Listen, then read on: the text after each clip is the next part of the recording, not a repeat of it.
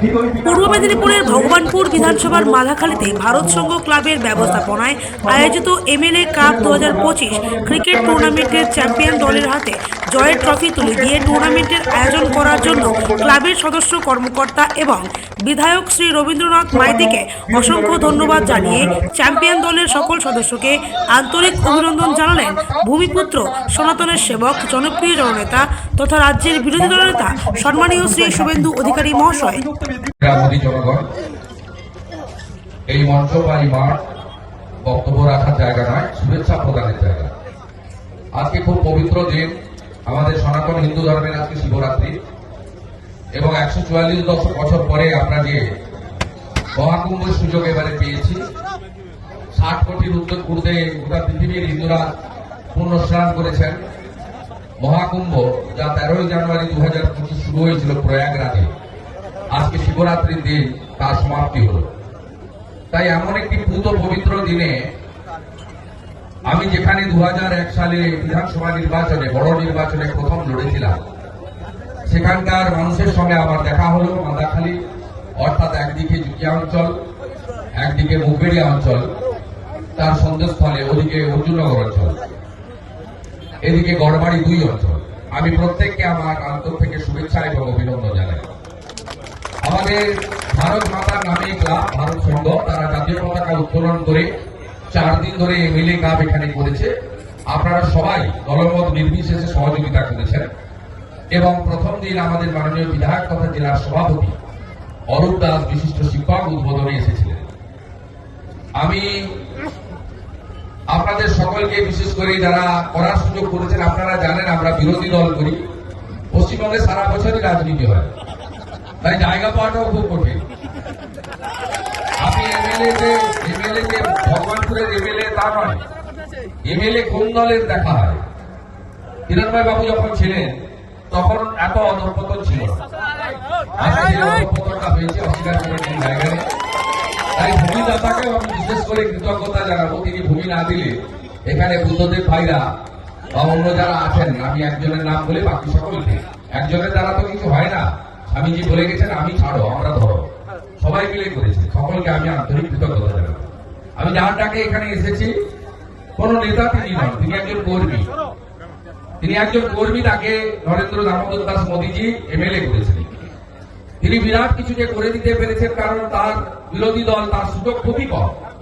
তার মধ্যে কিন্তু তাকে 24 ঘন্টা সোম থেকে রবি মানুষ কাছে পায়। তিনি এলাকায় থাকেন, এলাকার ভূমিপুত্র রবীন্দ্রনাথ মাইতি, আমি তাকে অভিনন্দন জানাবো। তিনি আপনাদের সঙ্গে আমার আজকে মিলিত হওয়ার সুযোগ করে দিয়েছেন।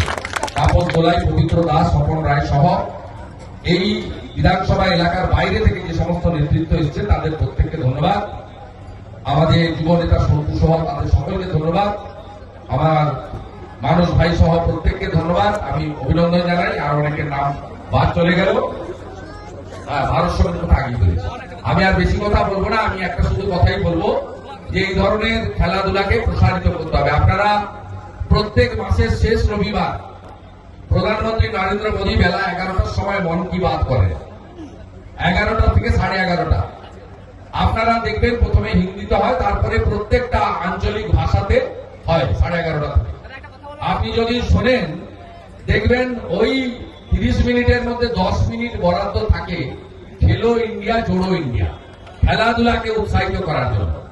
আজকে 10 বছর 5 বছর আগে যে চিত্র ছিল ভারতবর্ষে, আজকে অলিম্পিক বলুন, এশিয়ান গেমস বলুন, আন্তর্জাতিক খেলাধুলা বলুন, জাতীয় স্তরে খেলাধুলা বলুন, ভারত আজকে অন্য জায়গায় চলে গেছে। ভারত আজকে অনেক বড় জায়গায় চলে গেছে। কয়েকদিন আগেই তো পিটিয়ে পাকিস্তানকে ঘরে পাঠিয়ে দিয়েছে আমাদের। যা চলে যা, আর যে বাংলাদেশ বড় বড় কথা বলছে, দেখে নেবো, দখল করে নেব, তাদের ক্রিকেটারদেরও টাটা বাই বাই করতে আমাদের ক্রিকেটারদের বেশি সময় লাগে।